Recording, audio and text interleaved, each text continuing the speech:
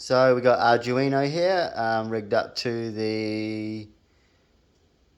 got the wireless decoder here, Arduino, servo, external power supply to the servo, just a generic wireless remote, and this is how I'll get the automatic case working. So that's on already, off or close.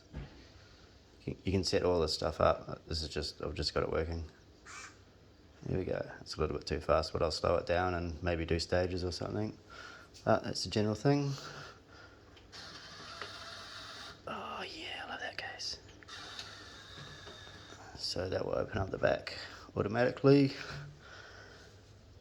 I'll